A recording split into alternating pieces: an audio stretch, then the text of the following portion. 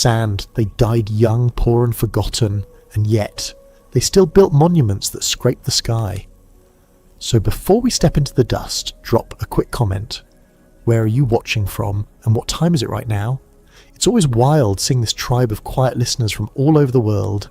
Now dim the lights, lay back, and let's walk slowly into one of the harshest and most fascinating civilizations in human history.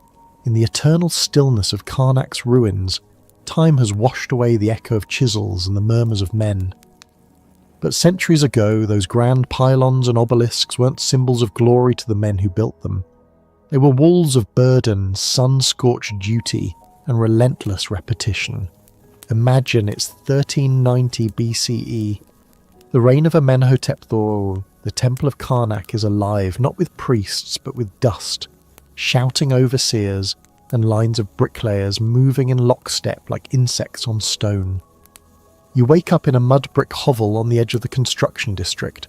Your name is Kemhat. You're not noble, you're not even a craftsman. You're one of the 1,000 nameless bricklayers conscripted seasonally under the corvée system, a labour tax imposed by the state. You're not paid in coins, but in bread, onions and beer. Not the kind of beer you might be imagining. It's thick, barely fermented, more of a porridge than a pint. Your day begins before the sun rises over the Nile's eastern banks. The morning is the only moment when the air is not oppressive. Even in early spring, the desert heat does not forgive. You tie a linen rag around your head, splash a handful of river water over your face and step out into a morning already bustling with activity. You join the line of workers heading toward the construction ramparts like cattle, surrounded by dust, grumbling, and the low chants of morning prayers, soft, tired rituals offered to Ptah or Amun in hope of an easier day. The first hour is moving stone, limestone mostly, hauled on wooden sledges, lubricated with water to reduce friction. That's one of those interesting facts modern archaeologists discovered. Egyptians didn't just drag stones, they managed the friction. But even so, dragging tons of stone on sand is brutal labour. Ropes cut into your hands, your shoulders are raw, your feet sink constantly into the ground. Some men tie boards to their sandals, hoping for stability, but they often break. Supervisors with sticks walk the lines. They rarely strike, but the threat is there. A reminder of Pharaoh's gaze. Once the stones are in place, the mortar team begins their work. The mortar is made from mud and straw. The bricks, sun-dried rather than kiln-fired, are carefully set into place by masons, while your job, as a bricklayer's assistant, is to carry supplies, mix mud, and refill the pots with water from the ever-distant Nile. Each trip is long, the water heavy in clay jugs that strain your balance.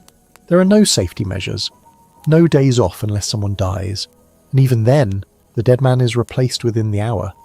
There's no mourning ritual for the labour class. You've seen men collapse from heat stroke. The overseers don't shout, they don't stop the line. They drag the body off to the side, pour water on his face, and if he doesn't stir, they move on. And the noise, it's not loud in the way a modern city is. It's constant scraping, tapping and creaking of wood, the soft thud of mud against brick, and the hum of voices chanting to keep time, boring, rhythmic, mechanical. During the midday break, you're given a bowl of lentil mash and a slice of sour barley bread. If you're lucky, a dried fish. You sit under a makeshift canopy with a few others comparing calluses. Some men play Senet, the ancient board game, but most sleep. There's no energy for anything else. Even talking takes effort. But here's the strange thing. Despite all this, despite the agony of each hour, you feel pride. A dull, persistent pride that tomorrow you'll see one more wall reach a little higher toward the sky. And maybe, long after your bones return to dust, someone will look up at this place and marvel. You won't be named in any wall carving, you won't appear in the temple reliefs, but your fingerprints are literally in the bricks. You pressed them there while they were still wet. You marked your work not out of ego, but so your overseer knew which bricks were yours. Quality checks in a world without record-keeping for the poor. As the sun begins to set, the overseers blow long bone whistles, signalling the day's end. Your arms are numb, your mouth dry. You trudge home, trying not to step on sharp flint or broken pottery scattered along the path. You pass the scribes who record grain for rations. They sit in shade, dressed in white, scratching notes onto ostraka with the reed pens. A different world. At home, your children crowd around you. You bring a scrap of leftover bread for your youngest. Your wife massages your shoulders in silence. No words are needed. There's comfort in routine, even one so unforgiving. You lie down that night wondering, will this temple ever truly be finished? Or will your children and theirs inherit your burden? The days blend together in Karnak, stone after stone, blister after blister. As Kayamhat, you no longer count days. You count layers of brick, the height of pylons, and the deepening cracks in your hands. This is your life. And like the Nile, it flows in cycles, each day almost indistinguishable from the one before, yet marked by its own weight. You begin to notice the tools more, not just the stones you haul, but the chisels the masons wield. Bronze, dulled quickly by the limestone. Every day, apprentices sharpen them using sandstone blocks, which form a small pile near the tool tent. The chisels are handed down like heirlooms. Some bear tiny inscriptions, prayers or names, etched by hands long dead. They are not sacred objects, but they are respected. You work alongside men from all over Upper Egypt, Nubians, Copts, and even some Semitic-speaking labourers from the Delta. They don't always speak your language, but suffering is its own dialect. A look, a grunt, or a shared flask of barley beer communicates all you need. At times, the names and tallying the daily mud brick quota. Their records are kept on clay tablets or painted ostraka, shards of broken pottery reused for record keeping. Your name appears nowhere in history books, but it exists in these fragments, some of which may still lie buried in temple debris thousands of years later, silent witnesses to bureaucracy. As construction advances, as something strange happens, your role shifts. You're asked to help shape decorative blocks, still manual labour, but slightly more skilled. The overseer notices your precision. He says nothing, but you receive a marginally larger ration the next day. Your wife notices. She smiles, and for the first time in months, you feel something close to success. You now see the artisans up close, the stone carvers who chip away at hieroglyphs and divine images. Their task is sacred. They are often more literate than the scribes. You hear them murmur hymns as they work. They are not merely carving, they are summoning the gods onto stone. At least that's what the priests say. And yet even they suffer. One, named Paheri, loses 2 fingers when a chisel slips. There is no compensation, no rest. He returns to work 3 days later, carving left-handed. There are breaks, festivals that temporarily halt construction. Opet, for example. You're given leave for 2 days to attend the procession. The god Amun, born on a sacred bark, is paraded down the avenue of sphinxes, draped in gold cloth, surrounded by priests. The crowd cheers. Perfumed oil is poured over the temples. Musicians play lyres and sistrums. The temples come alive with incense, sound and light. But as a labourer, you don't get close. You stand at the edge, held back by guards. You smell the feast, but do not eat. You hear the chants, but cannot join. You are the foundation, not the face of this civilization. Still, the moment is not without awe. You feel part of something larger, a silent participant in a ritual older than memory. You think of the blocks you laid, the very avenue down which the bark travels. Your back aches from it, and yet there it is, used, seen, sacred. But the break is short, too short. The next day you're back on the ramp. The temple must grow. Time is its own tyrant. Your wife tells you the water carrier is late again. The local well is drying. The Nile's flood was weak this year, and rumours swirl of a bad harvest. Food prices rise. Even your beer rations are diluted. Some workers protest, refusing to show up. The overseer jails 3 of them. No trial, no discussion. They vanish. You don't protest, you work. That night, while applying mud to a wall, you overhear priests speaking of the stars. They track the helical rising of Sirius to predict the flood. They claim the gods are angry, that Pharaoh must double temple offerings to restore balance. You wonder, will that feed your children? The temple is nearly halfway complete now. You can see the rough outlines of future columns, rows upon rows like sentinels of stone. You've memorized the colour of dust, the feel of lime on skin, and the stink of dried sweat in midday heat. You begin to wonder, quietly, dangerously, what the point of all this is. Who are these gods that demand so much? Why must ordinary men suffer for eternity to be carved into stone? But you do not say this aloud. You nod, you bow, you lift another brick. Then one day a traveller passes through, a merchant from Byblos, selling cedar logs and resin. He speaks of colder lands, of trees that touch the sky, of people who worship differently, who build not in stone but in stories. That night your eldest son asks, "Father, will I build temples too?" And you pause just long enough to make him curious. Years have passed. The pylons of Karnak now rise like mountains. You, Hemhat, are older. Your shoulders, once wide and strong, now slope under the weight of decades. Your hands are rough with calluses. Your knees ache with each step. The temple you began as a young man is nearly finished, though you will not live to see its consecration. You are no longer on the ramps hauling stone. Now you supervise the younger men, teaching them how to spread mortar evenly, how to read the rhythm of a sledge team, how to judge the breath between each block, a tiny gap that allows stone to expand under heat without cracking. It's not prestige. You still live in the same quarter. You still eat barley bread and lentils, but people listen when you speak. And sometimes they even call you Master of Brick. It's not an official title, just a nickname passed from tongue to tongue like warm coals on a cold night. You've outlasted 3 overseers. You've seen Pharaoh Amenhotep die and his son Akhenaten take the throne, a strange radical man who worships only Aten, the sun disk. Whispers say the temples of Amun will fall out of favour, that Karnak will be abandoned. But the work continues. One morning the site is quiet. The workers gather at the temple forecourt. A delegation from the palace arrives. The vizier himself is among them, along with priests, scribes and guards. They place an offering table at the entrance, dates, figs, beer, incense. A ceremony is held, not for a god but for the workers. You stand among them, watching in disbelief. A priest in white linen reads from a papyrus scroll, a decree to commemorate the labourers who built Karnak's newest wing. He recites names, only foremen and masons, of course, but the gesture stirs something.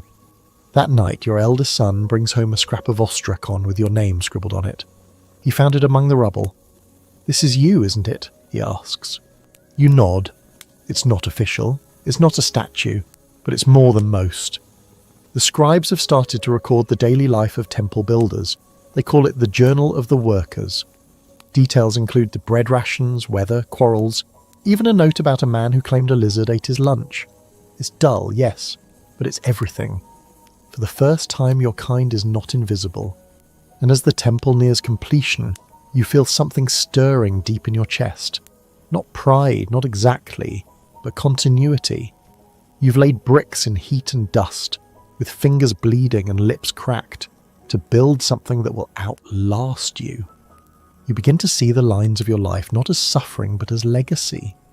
Your youngest child, now a boy of 10, helps carry water jugs to the site. You see yourself in him, his hands too small for the job, his steps unsteady, but his eyes wide with wonder. He doesn't yet know what this temple will mean.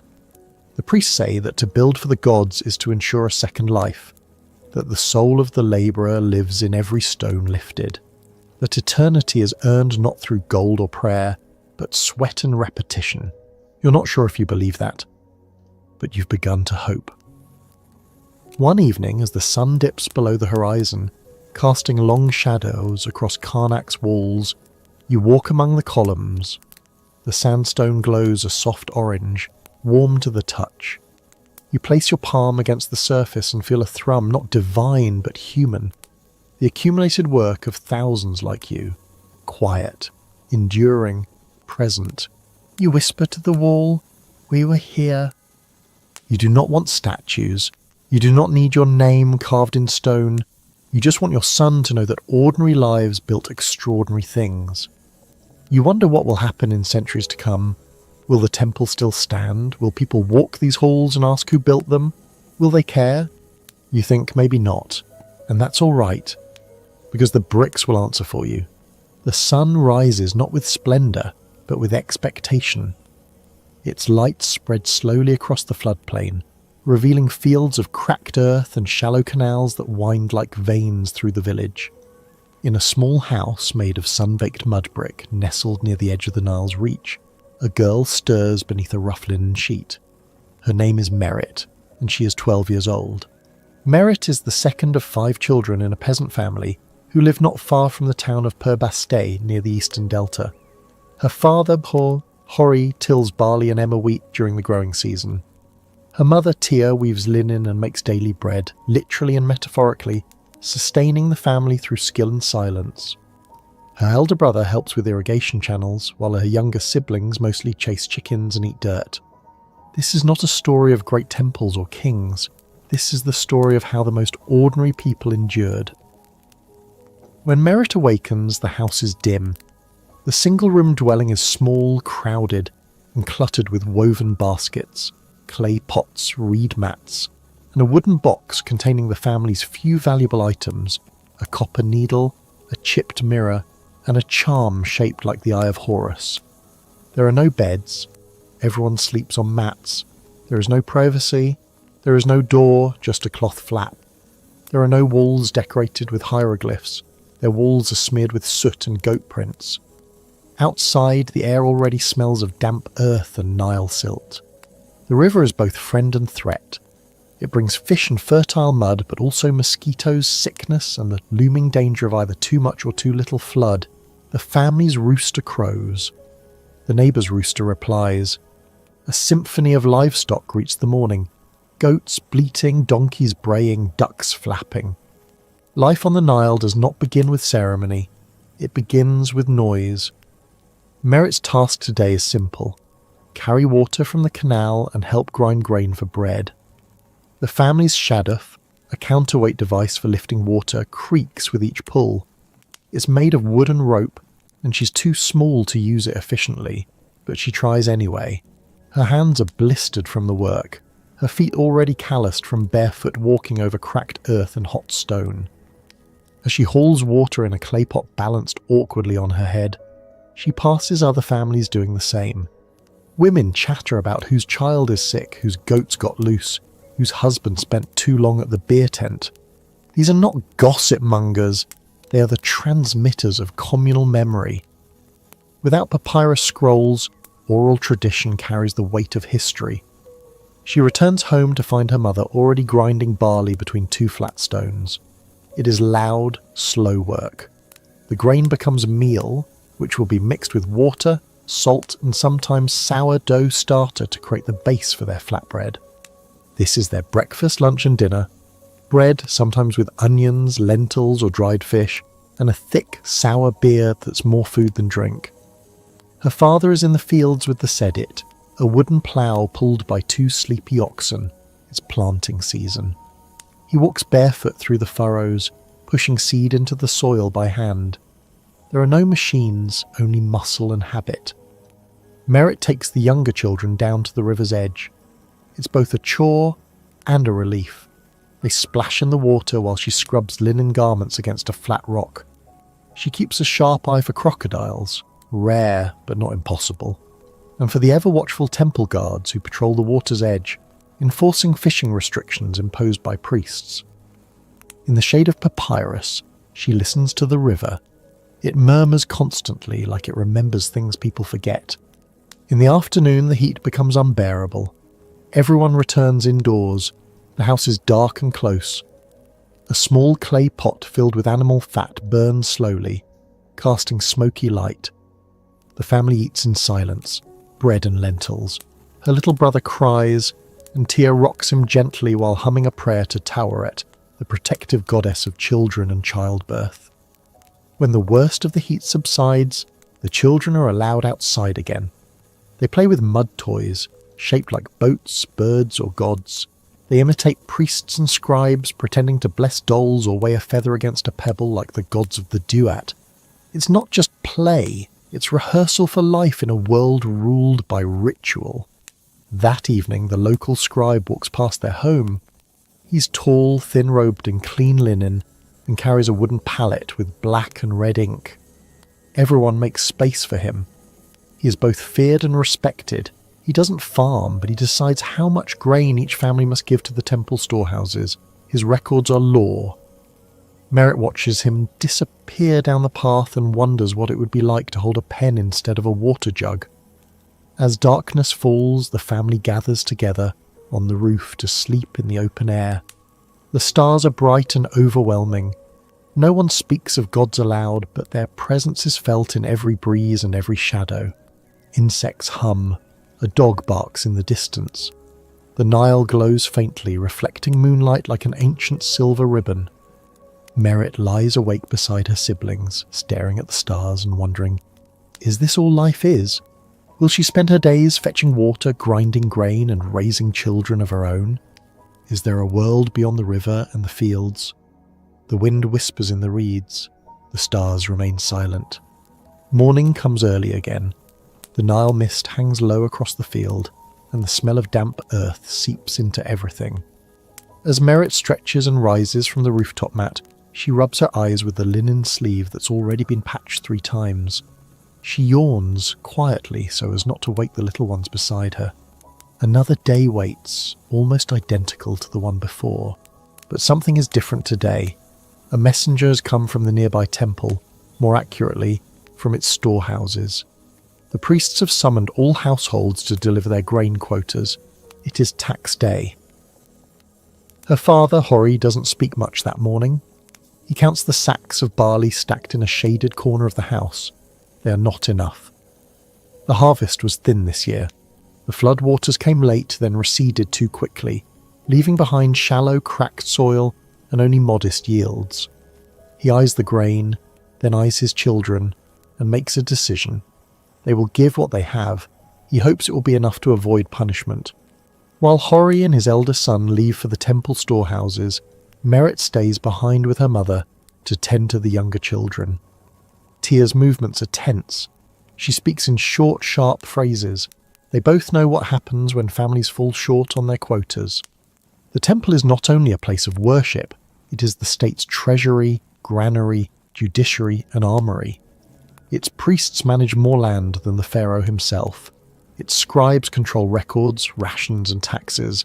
A peasant's life exists in the shadow of that institution. Back in the village, other families murmur among themselves. Some were able to hide a portion of their harvest underground or in sealed jars disguised as water pots. It's risky, but hunger makes rebels of even the meekest unknown.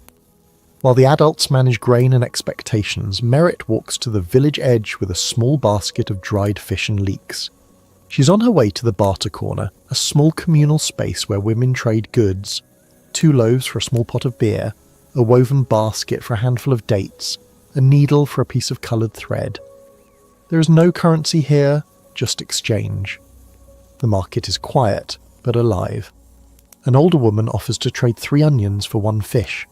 Merritt hesitates, remembers her mother's warning not to accept less than 5, then politely declines. The woman smiles and relents. Negotiation is survival. While returning home, Merritt passes the school compound, a simple structure where boys are trained as scribes. She stops to watch through the reed fence. Inside, boys no older than her recite passages aloud, hunched over slates coated in clay. They copy lines with reed pens dipped in soot ink. Their voices are tired but determined. She leans forward, clutching her basket tighter. The scribe school is only for boys. Girls, unless royal or wealthy, are rarely taught to read. Still, she memorizes the sounds, the cadence of their chants. She traces hieroglyphs in the dust with her toe. A bird, a ripple, a sun disk. She wonders what they mean. That night her father returns.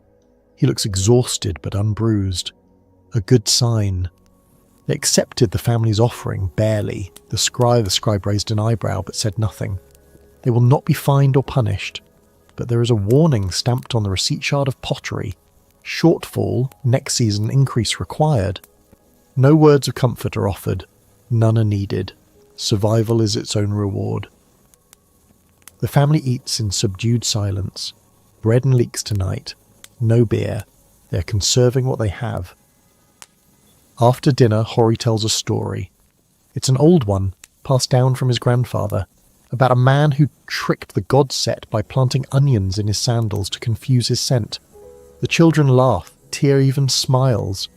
In this world, stories are more than entertainment. They are maps, tools for mental endurance. Later, Merit lies awake again on the rooftop, her mind circling around the images of the scribe boys and the temple tax. She wonders what her future holds. She sees the trajectory clearly. By age 14, she will be married, likely to someone from the neighbouring village. By 16, she'll be raising her own children, grinding grain, hauling water, nursing them through fevers and snake bites. She doesn't resent it. It is simply what is. But a whisper inside her grows louder each night. It says, there must be more. And yet, what more could there be? In the distance, a dog barks. A crocodile splashes into the river. Somewhere far upriver, the sound of a priest's chant drifts over the current, indistinct and strange. The Nile keeps flowing. Merit's 13th year begins with the coming of the flood.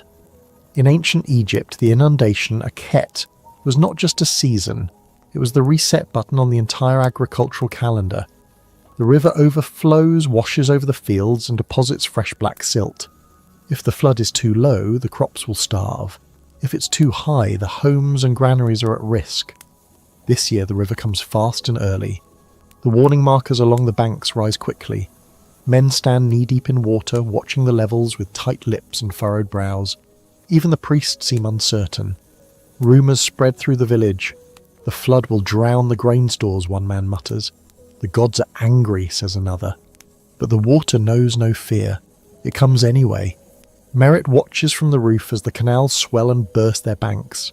The nearby paths disappear beneath silty water. Boats become the only safe method of movement. She helps her mother place clay pots and baskets onto shelves lashed high on the walls, hoping to save them from the damp. The mud walls begin to weep. The thatch roof leaks. Chickens are moved to the neighbour's brick shed, which stands slightly higher. In the middle of it all, life continues. Bread is still baked, children still fight over scraps, and the goats still get loose. The men begin reinforcing the irrigation dikes, forming human chains to pass buckets of earth, mud and gravel. Hori works without sleep for 2 days. His hands bleed, his voice goes hoarse, but the dikes hold, just barely. The flood recedes, and for a few days everything is eerily quiet. The air is thick with mosquitoes and mould. Water has seeped into the grain jars. Tia cuts away the spoiled tops and dries what she can in the sun. Merit learns a new rhythm. Clear the silt, clean the tools, check the walls, seal the cracks. The gods, the priests say, have spared the village. Soon after, the Feast of Opet begins. The statues of Amun, Mut and Khonsu are carried in procession from Karnak to Luxor. It's a state-sponsored festival, and even small villages feel its effects. Offerings are prepared. Workers are loaned to the temples. Merit watches as brightly robed officials pass by the edge of her village, accompanied by flutists, dancers and acolytes, bearing lotus flowers and incense. This world seems alien, bright, perfumed, slow-moving. A dream within the heat haze, but even that dream casts shadows. One of the girls from the village, a friend of Merit's named Senti, has been chosen to serve at the temple. She will be trained as a chantress, a ritual singer who serves in ceremonies and cares for temple interiors. Senti's mother wails with grief even as her father beams with pride. It is an honour, yes, but it also means their daughter is no longer theirs. Merit watches her friend ride away on the back of a cart, her braided hair gleaming with oil. She doesn't wave, she doesn't look back. At home, Merit sits beside her father and asks the question that's been building for years. Will I always live here? Hori is quiet for a long moment. Then he says, if the gods will it. But his eyes say something else. He knows. There are no roads leading away for girls like her, only rivers, and rivers circle back. Later that week, Merit is sent to the field with her mother. They dig with hose, bend, lift, straighten, repeat. The sun rises, then it falls. Nothing changes until something does. While walking home along a dike, she finds a piece of discarded pottery, an ostrakon with faded ink. A child's writing, perhaps a student's discarded exercise. She cannot read it, but she tucks it into her belt anyway. At home, when the light is just right, she traces the characters with her fingers. A bird, a viper, a twisted rope. She remembers the boys at the scribe school, their chants, their rhythm. She mimics the sounds under her breath. Tia watches her from the doorway, says nothing, turns back to her grinding stone, and so life continues. Merit grows. She becomes a woman. She marries a man from the neighbouring village. She has children of her own. Her days become echoes of her mother's. Bread, water, roof repairs, endless labour. But at night, she opens her basket and takes out the same piece of pottery. The characters are faded now, but she still remembers how they looked. And sometimes she whispers their shapes to her children, even though she doesn't know what they mean. She does it so they'll wonder. She does it so that someday one of them might ask her, what else is out there? And somewhere beneath the stars the river continues to whisper. The grandeur of the royal court dazzled the world. Marble halls, golden statues, perfumed halls where Pharaoh sat upon a lion-legged throne. But hidden behind those glittering walls was a world of fire, flour, and blistered hands. A world where bread wasn't just food, but power. The royal bakery of Thebes was not open to the public. It was housed deep within the Temple Palace complex, near the sacred kitchens and the perfume workshops.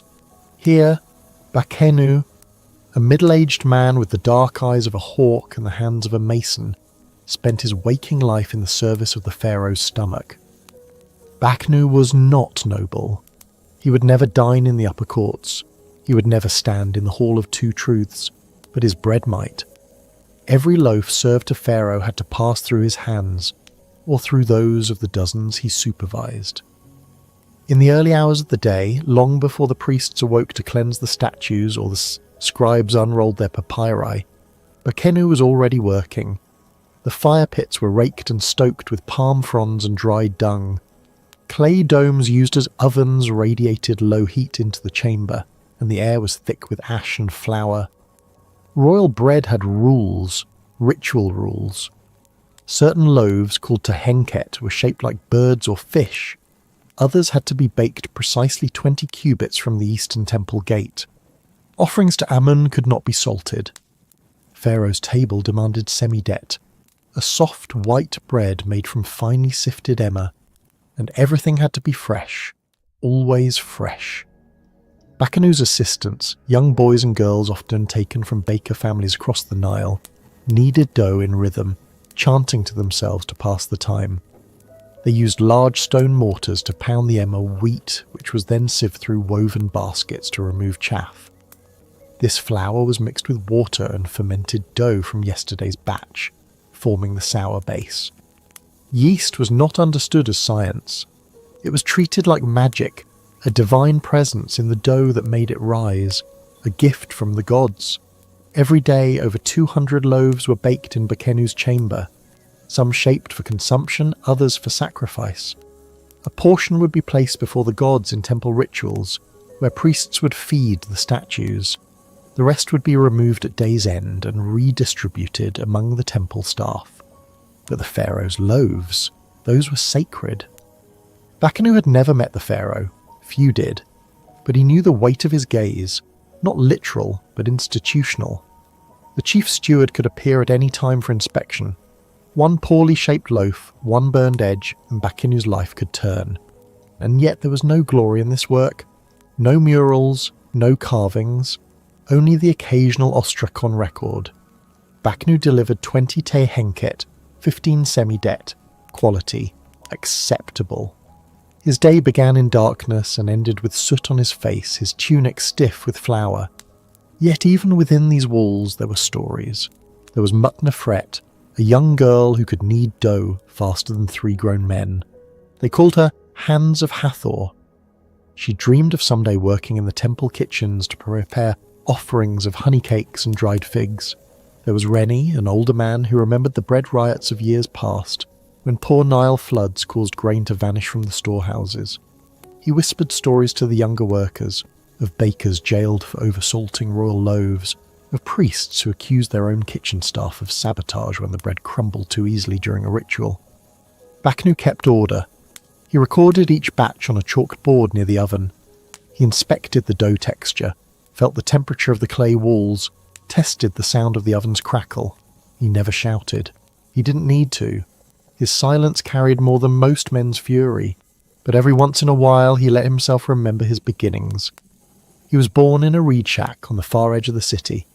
His mother had been a baker too, though not just held it sometimes when the ovens died down and the night silence crept in. Sometimes the work blurred into eternity. Days vanished.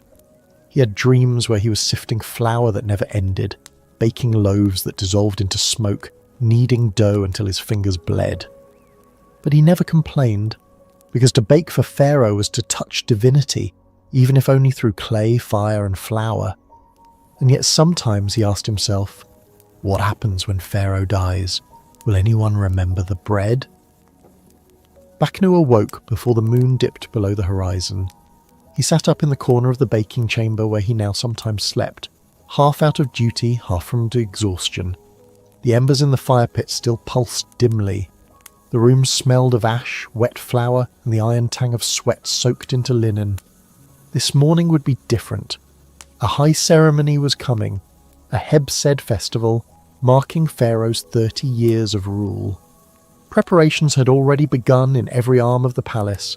Dancers rehearsed ritual movements, the armourers polished shields for parades, and priests drafted liturgies. But for Bakanu and his crew, it meant one thing: thousands of loaves, crafted in precise shapes with ceremonial significance. Each loaf needed to be perfect, no cracks, no bubbling, no underbaking. The feast would not only feed living mouths, it would feed the gods themselves. The pharaoh's vitality depended on symbolic nourishment, and the loaves carried metaphorical weight. For 3 days the bakery would operate without pause. Baknu assigned the roles swiftly. Mutnefret, still quick and deft, was placed on the temple loaves. Her fingers moved like reed wind, pressing divine emblems into the dough. The ankh, the scarab, the djed pillar. These symbols weren't just decoration, they were meant to invoke power. Rennie was given charge of the semi-det loaves. He muttered about the humidity, as always, and wiped his brow with a cloth so stained it seemed woven from soot. He poured his soul into shaping each loaf like a tight scroll, soft and smooth, brushed with a glaze of fermented honey water. The fires roared, sweat poured, the sound of kneading, scraping, stoking, and clay lids slamming onto bread moulds created a rhythm more ancient than even the scribes could chart. Then a surprise. The high steward of granaries, flanked by 2 scribes and a silent palace guard, stepped into the bakery. Baknu felt the temperature drop, not from the fire, but from the sudden pressure.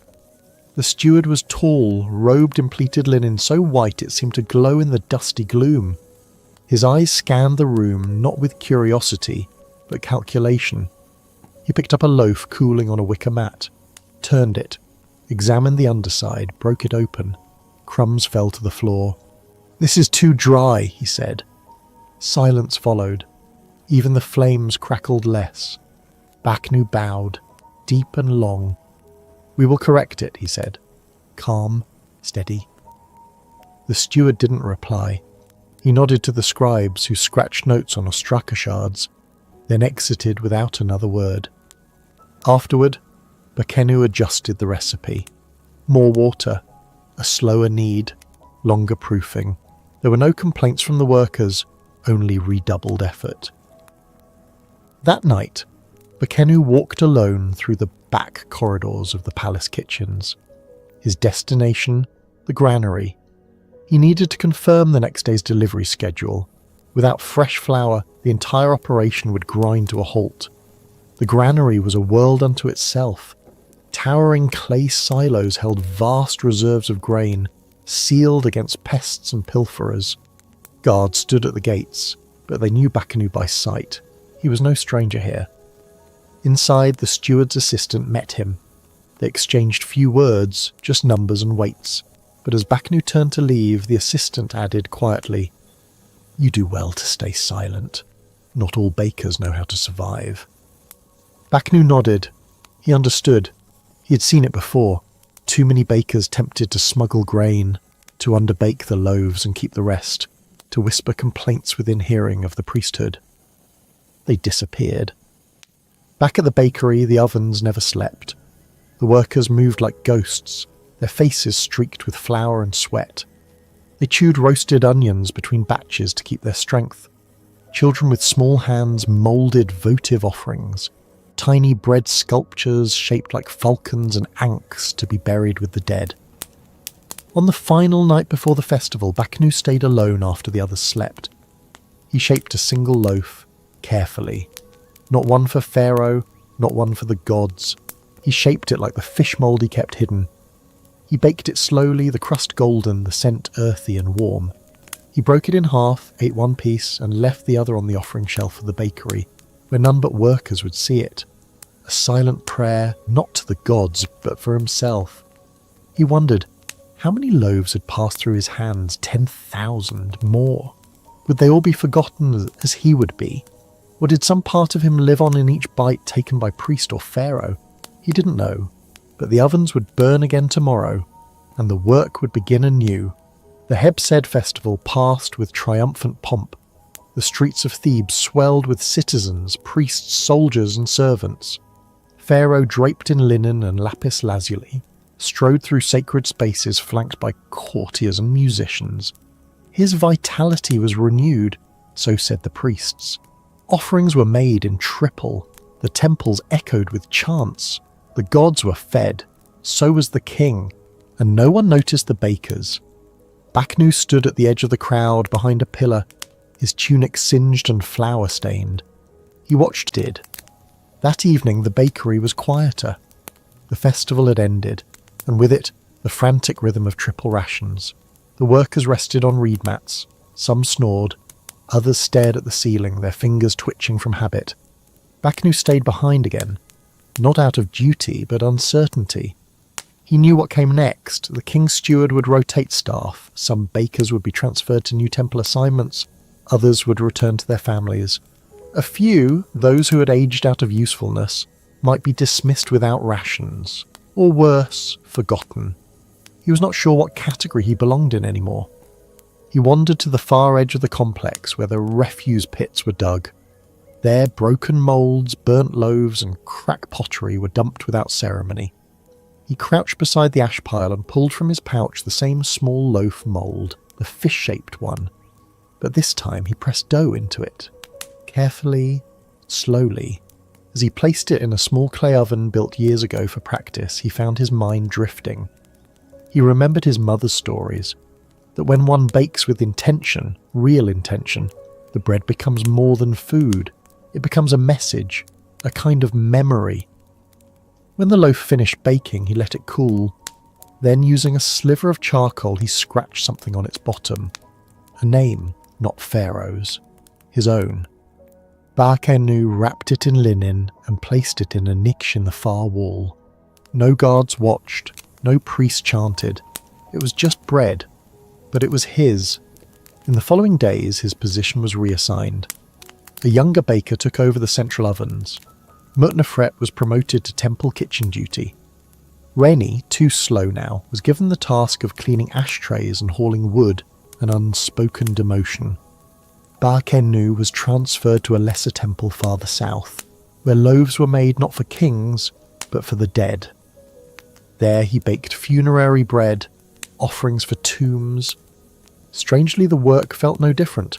The same flour, the same fires, but something inside had shifted. He took his time with each loaf. He shaped them with care, not because anyone would eat them, but because someone, someday, might find them. Centuries later, beneath layers of sand and collapsed walls, archaeologists would uncover a small fish-shaped loaf preserved in the dry air of an abandoned storehouse. On its underside, a name scratched boards. They commanded no labourers, but they wielded a different power, words. This is the story of one of them. His name was Pentju, son of a minor accountant from Memphis. He was not born noble, he was not destined to be a priest, but his father, a quiet man who measured grain by the handful and filled papyri with numbers that made the granaries run smoothly, saw something in his boy, a love of silence, a fascination with patterns, and an almost reverent awe of the reed pen. Pentju entered the scribe school at age 6. His classroom was not a marble hall, but a dusty courtyard shaded by papyrus awnings, where rows of boys sat cross-legged on mats, each with a clay tablet or worn or struck on in hand. The master scribe, a stern man named Kenti, barked dictations from memory, proverbs, hymns, moral instruction, and royal decrees. The first lessons were not glamorous. Pentju learned how to grind black ink from soot and gum. He fetched water. He memorized the instruction of Tahotep line by line, reciting passages about humility, obedience, and silence. Writing came slowly. Hieroglyphs were sacred, complex, and exacting. He began with simpler hieratic script, the faster shorthand used for daily work. Mistakes were punished, not cruelly, but consistently. Bent reeds to the hand, extra assignments, loss of water breaks. Precision was the law. By age 10, Pentju could transcribe basic temple offerings and household inventories. He copied records of barley transactions, lists of tools loaned to workers, and the endlessly repeated form. 1 jar of oil, sealed, unbroken, delivered on the 3rd month of Akhet. It was dull, and yet there was beauty in the boredom. Scribes were the only men aside from priests who could touch the machinery of the state. The pharaoh's edicts passed through their hands. Temple accounts, agricultural yields, and military tallies, they were all shaped by ink. A miswritten symbol could change a village's rations, a reversed number could bankrupt a granary. And so Pentju worked. He was apprenticed to the temple scribe's office in Thebes by age 14. His days began before dawn. He swept the floor, prepared ink palettes, and laid out clean scrolls.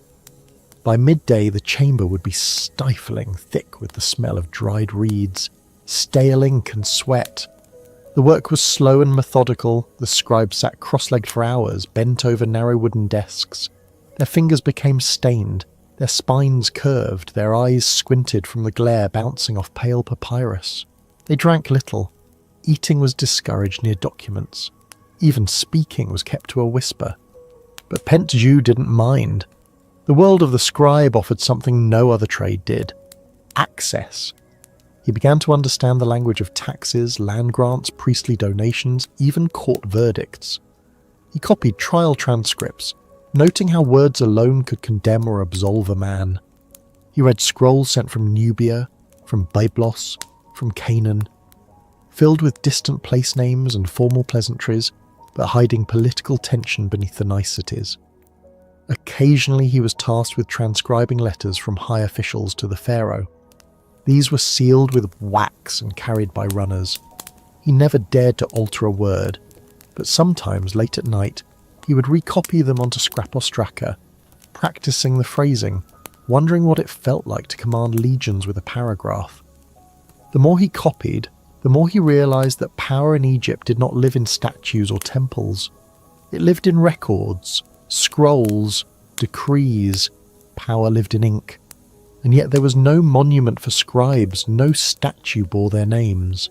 When they died, they left behind no tombs adorned with offerings, only boxes of scrolls, anonymous and slowly fading. Pentju worked for 27 years in the same chamber. His posture grew worse, his hair thinned, his fingers became bent. But his handwriting, clear, fluid, unfailing, remained the envy of the office. He trained younger scribes, always repeating the same warning: the pen may be light in hand, but it carries the weight of kings. He never married. His life was too consumed with writing. His home was a single room with 2 shelves of scrolls and a stool. He kept one personal scroll, a diary, not a dramatic one, Just small entries, weather notes, observations about grain prices, dreams he sometimes had of birds made of parchment. One entry found years later read, "I saw a name today I copied 20 years ago. The man it belonged to is dead, but the ink still holds." Penchu died quietly, seated at his desk mid-sentence. He was buried with a reed pen tucked into his linen wrap. No tomb inscription, no funerary statue.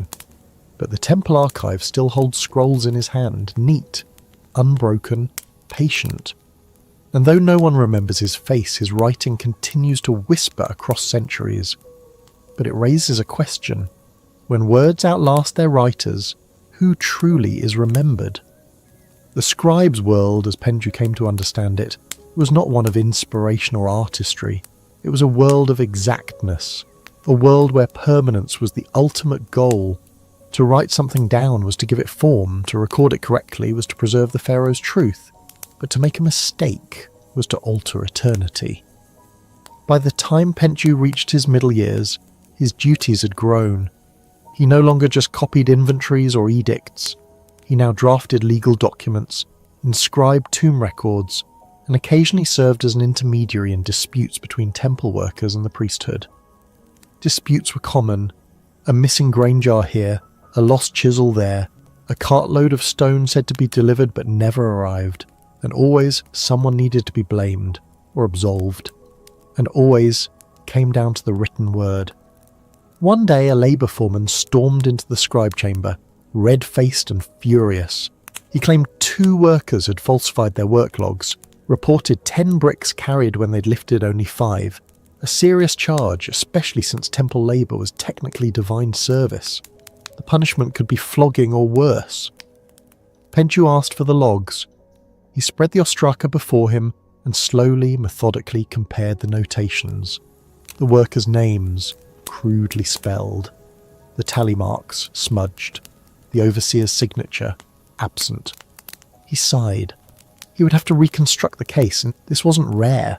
The scribe wasn't just a recorder. He was often a silent arbiter. The priest turned to ink, not instinct. Penju consulted temple accounts, double-checked previous workdays, noted patterns of errors. It took the better part of 2 days. When he returned his judgment to the priests, he did not name the workers as guilty. He blamed a clerical mistake, non-malicious, a lost reed, a hurried tally. The workers were spared. The foreman, humiliated, muttered curses but obeyed. Penju received no thanks, but he didn't expect any. His job wasn't to be noticed. His job was to ensure the system did not collapse under its own weight. Meanwhile, the demands of the temples continued to grow. Scribes like Penju were rotated between copying sacred texts, such as portions of the Book of the Dead, and maintaining royal land record, complete with chamber lists, storeroom designations, and placement instructions for Shabti figurines. The tomb hadn't even been started yet, but the paperwork had begun. For 3 days, Penju listened to the noble steward describe the vision. 12 rooms, 3 false doors, 20 jars of beer in storage, 5 bread loaves per wall niche, and daily incense rituals for the Khe. Penju wrote it all. He labelled chambers, chamber of eternal reeds, room of light offerings, sanctum of silence. He wondered if the noble would actually die before it was finished. On his way home, he passed the edge of a scribal school courtyard. Young boys sat in lines, reciting phrases Penju had memorised decades ago. Their voices cracked from the dust, but their eyes were sharp. One boy broke form and asked, "Scribe, what do we write for the gods?" Penju paused, then answered, "Everything, but we write it for men first." He walked away before they could ask what he meant.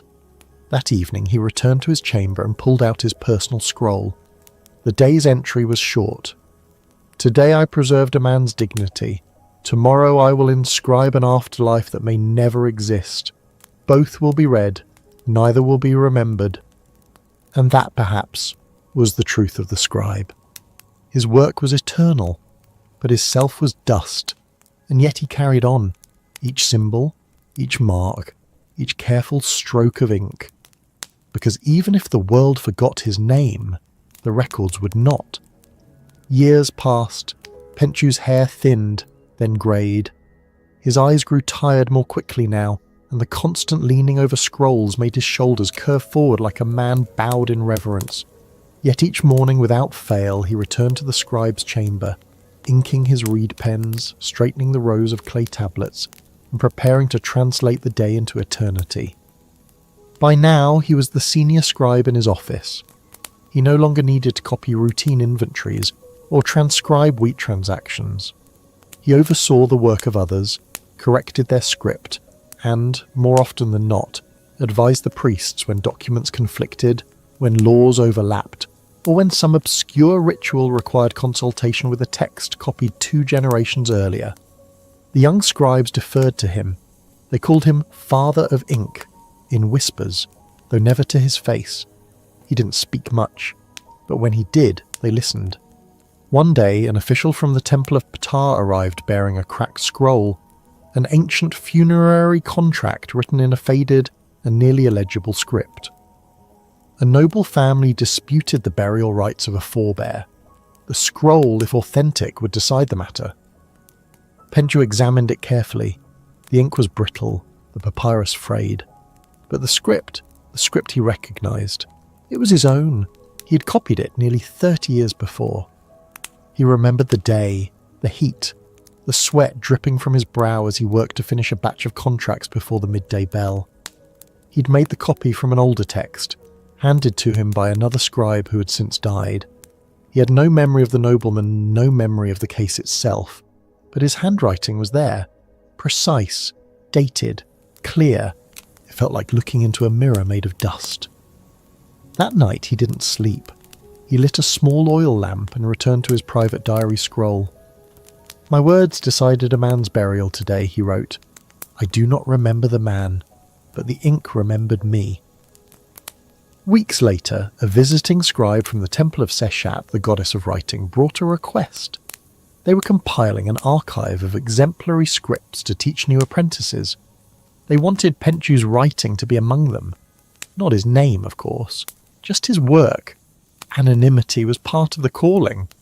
He agreed silently and gave them 5 sample scrolls.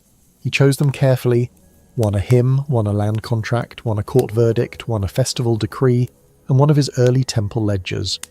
Each showed a different face of the scribe's hand. He never asked what became of them. One evening, during flood season, Penchu walked to the edge of the river. The water had risen high, lapping at the banks near the temple steps. The stars shone above, and the frogs had begun their rhythmic singing, welcoming the renewal of the land. He sat alone on a low wall and pulled from his satchel a fresh scrap of papyrus.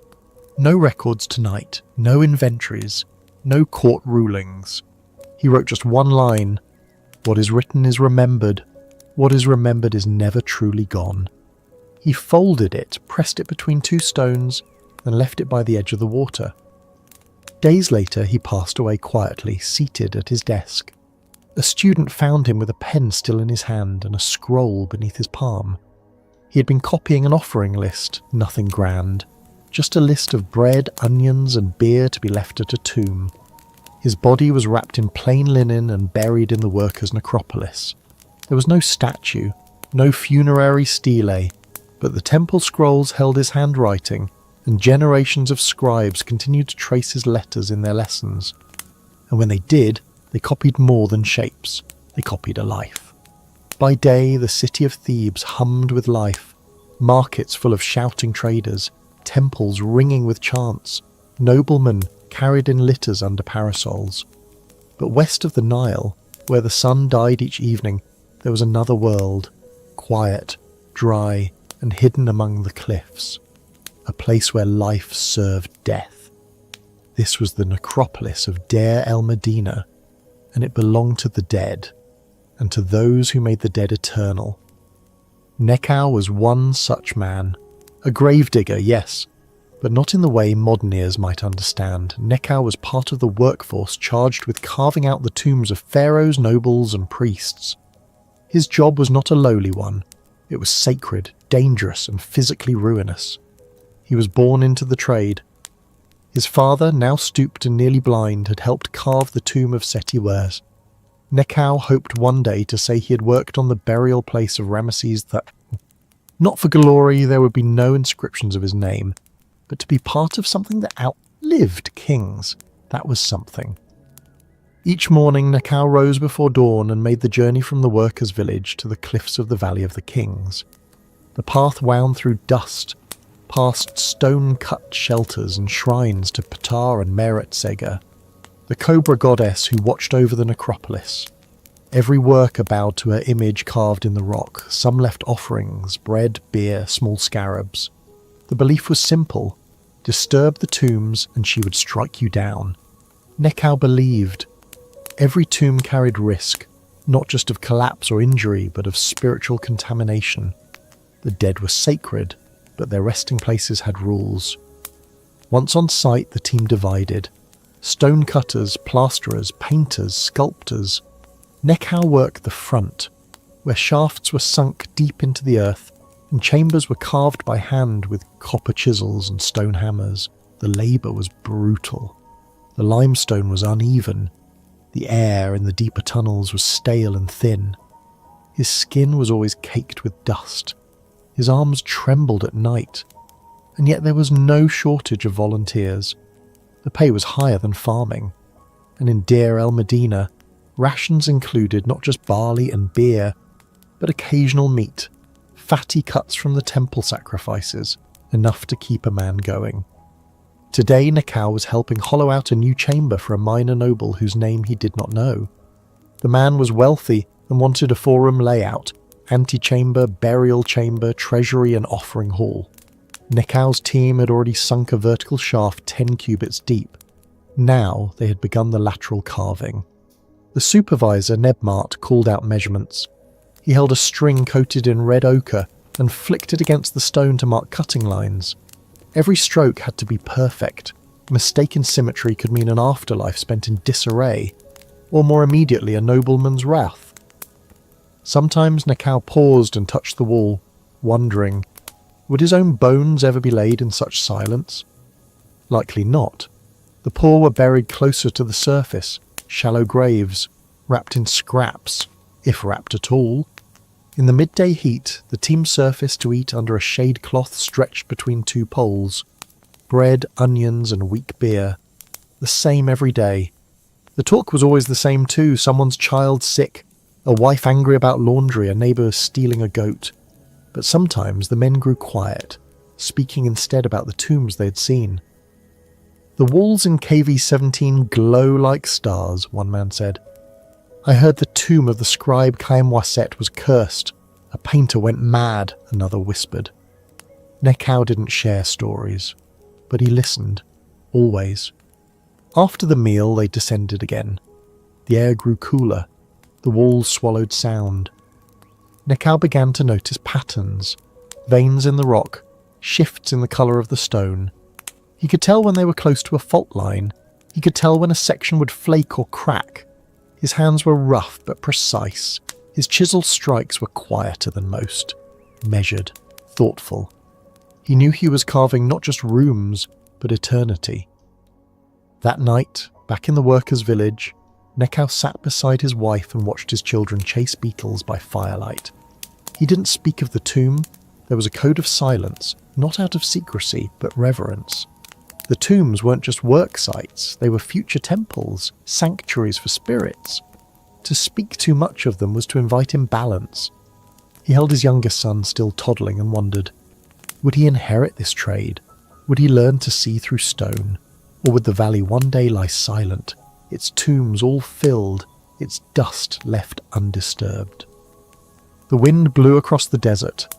The stars blinked cold above, and far beneath the cliffs, a tunnel curved the deeper into the rock, waiting. The second chamber was nearly complete. Nekau's team had spent weeks chipping away at the limestone corridor, each man taking turns with the hammer and chisel, rotating every hour to preserve their strength and rhythm. The passage now curved gently to the left, as dictated by the tomb design, a spiritual consideration, aligning with celestial and ritual geometry. In Egypt, even the bends in a tomb had meaning. And yet, for all its symbolism, the work was filthy, slow, and often dangerous. Today the stone was stubborn. The chisel sparked where the copper edge hit a vein of flint. Dust thickened in the air with every strike, coating the men's lungs, lips, and lashes. Neckau worked with cloth wrapped around his nose and mouth, a trick his father had taught him, but it didn't help much in the deeper shafts. As they broke through to the next chamber, a low tremor echoed from the ceiling above. Instinctively, every man froze. A crack appeared along the roofline, thin, hair-like, but enough to warrant concern. Neb Mart, the overseer, called for braces, wooden supports driven into the stone to hold the ceiling until plasterers could stabilize it. One of the younger workers, a boy no older than 15, shivered as he stared at the crack. "Will the tomb collapse?" he asked. Neckau, not unkindly, replied, "If it does, it won't be while we're standing here asking questions." That earned a few chuckles. The tension eased. Later, as the plaster team sealed the ceiling and inscribed protection spells, short prayers to Ptah, Sokar and Meretseger, Neckau stepped aside. He leaned against the tunnel wall, wiping his brow, and stared into the rough surface of the stone. He had developed a habit over the years of looking for faces in the rock, eye shapes in the cracks, lips in the patterns of fossil shells, chin lines in the shading of dust. Not real faces, just impressions. But sometimes they looked back. Outside, the sun was a white eye in a white sky. The heat shimmered off the cliffs, baking the worker huts and drying the clay pots of water faster than they could be refilled. Some men fell ill. One of the painters, an older man with pale skin from too many hours underground, collapsed mid-brush stroke. They laid him in the shade and fed him beer. He recovered, barely. Meanwhile, the tomb expanded. The burial chamber was next. That room had to be perfect, smoothed with gypsum, painted with scenes from the Book of the Dead, adorned with stars on the ceiling and protective gods on every wall. Neckau wouldn't do the painting, but he would help prepare the walls, levelling, shaping, refining. He took pride in it. Each flat surface was like a canvas that his hands had shaped. The priests would perform rituals inside these spaces, invoking the Ka of the deceased to inhabit the chamber for eternity. Every angle mattered. Every measurement had meaning. And yet, for all their precision, the workers were denied access to the tombs once they were sealed. They laboured for months, sometimes years, only to be locked out at the end. Neckau found that deeply unsettling. One night he spoke about it with his friend Hapu, a stonecutter with cracked fingernails and a talent for geometry. "We build palaces for the dead," Hapu said, "but we live in houses of mud." Neckau nodded. "And our names are buried before we are." The two men stared at the desert beyond the village, where jackals padded silently under the moonlight. Somewhere out there, tombs from centuries ago had already collapsed, forgotten, names lost, offerings eaten by time. But they worked anyway. Back underground, a new task arose. A secret passage was to be added, a false door to confuse tomb robbers, not marked on official plans. Only Neb Mart and now Neckau knew of it. The pharaoh's vizier had ordered it personally. The location was to be hidden even from future priests. Neckau was sworn to silence. That night, he did not go home. He slept near the cliff base beside the unfinished tunnel, with a thin cloth wrapped over him and a dream heavy in his chest.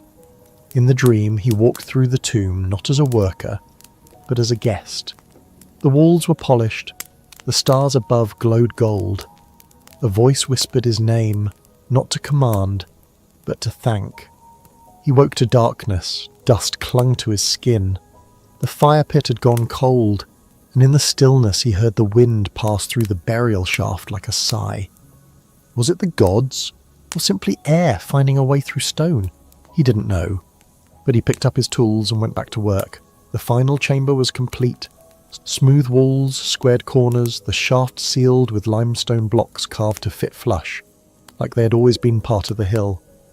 The burial room smelled of gypsum and dust. Soon it would hold statues, jars, amulets, and eventually a man's body wrapped in linen and prayers. Neckau stood at the doorway for a moment, one foot still in the passage, the other on sacred ground. He held a chisel in one hand, a level rod in the other. This was the last time he would see the chamber. Once sealed, no living soul would walk its floor again, at least not without sin. He stepped back. Priests had arrived earlier, reciting the opening of the mouth ritual on statues meant to serve the noble in the afterlife. Painters were finishing the last divine figure, depiction of Osiris with green skin and crossed arms, watching silently as the men worked. A scribe stood in the corner, recording the completion date and the names of the priests involved. Not the names of the workers. Nekau never expected otherwise. Outside, the sun was beginning to set. The cliffs cast long shadows across the desert, and the colour of the valley turned from gold to blood orange. The workers began to collect their tools. The tomb was ready for sealing. It was time for the final phase. They built a false wall carefully. Stones fitted to look like the natural cliff face with no visible gap. Plaster was used to blend seams. A short prayer was murmured by Nebmart. A blessing, a ward, or perhaps just a habit of old. Then they left. Not together, not ceremonially. Just a slow trickle of dusty men walking the stone path back toward Deir el-Medina. The noble's funeral would come days later. By then the workers would be digging again, this time on another slope for another tomb, another promise of eternity. That night, Nekau sat beside his father, now old and mostly silent, his eyes clouded with cataracts. "I finished the noble's tomb today," Nekau said quietly. His father nodded once. "They'll call him eternal," he whispered. "But you gave him the walls to be eternal in." Nekau didn't respond. The wind howled softly beyond the mud-brick walls of the village. Children chased one another through alleys. Women baked bread in clay ovens, and a man tuned a single-stringed instrument by firelight. Life carried on, despite the shadows of the dead resting just beyond the cliffs. As Nekau turned to sleep, he fingered a small stone in his pocket, one he'd taken from the tomb site before it was sealed. Just a chip. Nothing sacred, but to him, it was a fragment of effort, of memory, of sweat pressed into limestone. He placed it beneath his mat, and in the dark he whispered a private truth he had never dared speak aloud. I too built something eternal. The air inside the house was thick with the smell of illness, old sweat, blood, and something sour like rotting grain. Outside, the sun baked the walls of Memphis, turning clay streets to dust and pushing heat into every crevice. But inside the home of Senusret, a local Soanu, a physician, there was no time to notice the weather. A boy lay on a mat, his chest rising and falling with short wheezing breaths. His eyes were half closed, his skin burned to the touch. His mother knelt beside him, rocking back and forth, murmuring a prayer to Sekhmet, the lioness goddess of plague and healing. She looked up as Senusret entered, his hands already stained with oil and ash. He knelt beside the boy. He did not speak. Instead, he opened a small satchel of herbs, fenugreek, myrrh resin, dried coriander, and sniffed each before selecting a few.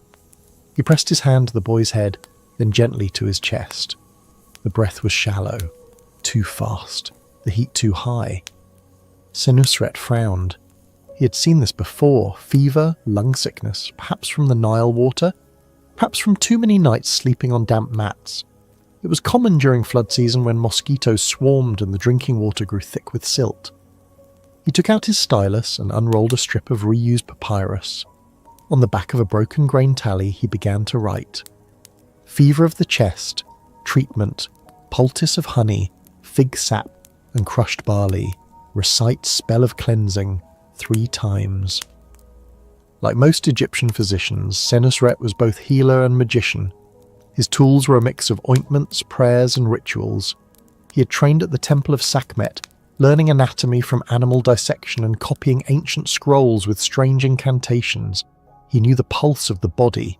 He also knew the names of demons said to dwell in the blood. As he prepared a poultice for the boy's chest, he began to recite softly, not for the mother, not even for himself, but for the gods. Come forth, breath of Shu, cleanse this house, strike down the fire within, by the power of the white flame, let this child be cool again. The ingredients were mashed in a small bronze mortar and spread across the boy's chest. Senusret placed a strip of linen soaked in river water over it. Then he waited. Not every patient survived. He had seen men rot from infected wounds, women die in childbirth, children waste away from curses no amount of herbs could fix. The dead were always close in Egypt, even in healing. Later that day he returned to his clinic chamber, really just a back room of his home, where baskets of dried roots hung from the ceiling and shelves held jars of grease, natron, and dried crocodile dung. On a reed table lay his most prized possessions, papyrus of remedies copied from the Ebers papyrus, and another containing protective spells from the Temple of Thoth. He recorded the case of the boy. No name, just symptoms, treatment, and outcome. Too soon to tell. In the evening, a messenger arrived with another summons.